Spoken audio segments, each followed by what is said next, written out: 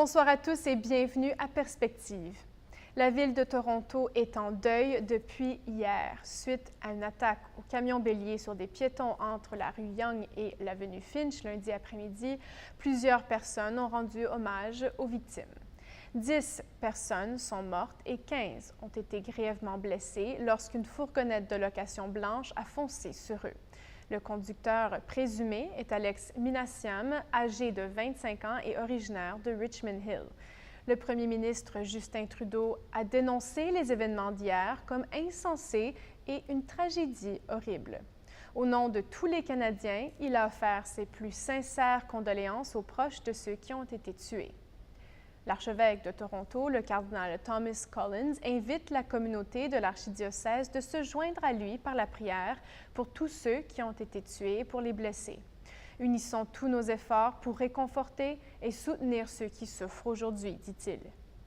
Le cardinal a de plus demandé aux 225 églises de l'archidiocèse de les inclure dans leurs intentions de prière cette semaine. Dimanche, l'Église soulignait la 55e journée mondiale de prière pour les vocations. C'était aussi le dimanche du Bon Pasteur. Au Vatican, le pape François a ordonné 16 nouveaux prêtres entre 26 et 41 ans.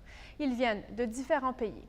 Pendant la messe, il leur a rappelé leur mission, celle d'unir les fidèles en une seule famille, comme l'a fait le Bon Pasteur.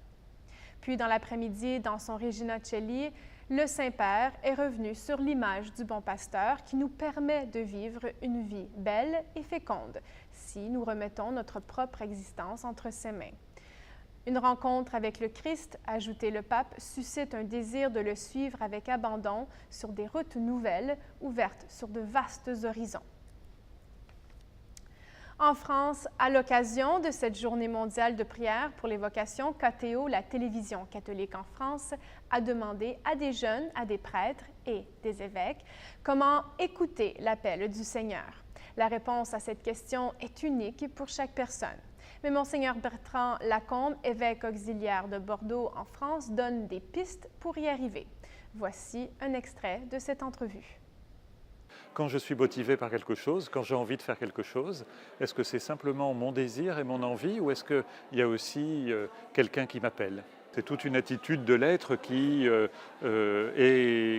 reçoit de l'extérieur, qui se met en attente, en écoute. Et pour développer cela, mais ce qui est important, c'est qu'on puisse prendre chaque jour un moment de prière, si possible aussi un temps de prière silencieuse où on laisse résonner en nous ce que nous avons vécu et dans ce que nous avons vécu, comment le Seigneur nous parle.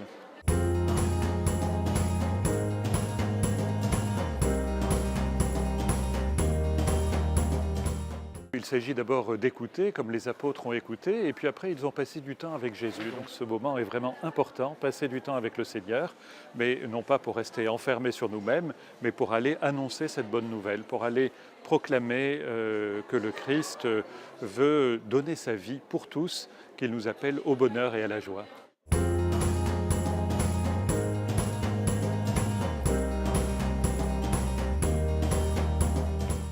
Dans tout ce que vous vivez, dans tout ce que vous avez envie de faire, il y a aussi le Seigneur qui vous parle, qui est à vos côtés, qui veut vous montrer que personne n'est laissé de côté sur le chemin, que ceux qui sont autour de vous manifestent la présence du Seigneur pour que vous puissiez faire de bons choix dans ce qui vous plaît, dans un métier, dans un engagement familial, dans un engagement de vie religieuse ou dans la très belle vie du presbytérat aussi.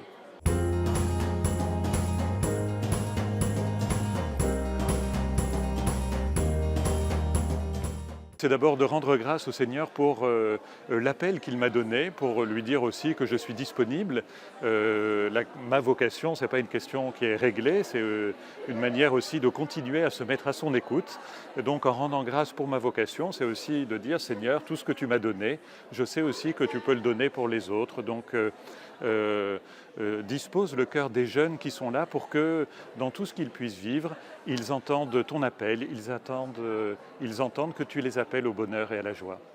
Voilà, c'est tout pour aujourd'hui. Merci d'être à l'écoute et à très bientôt.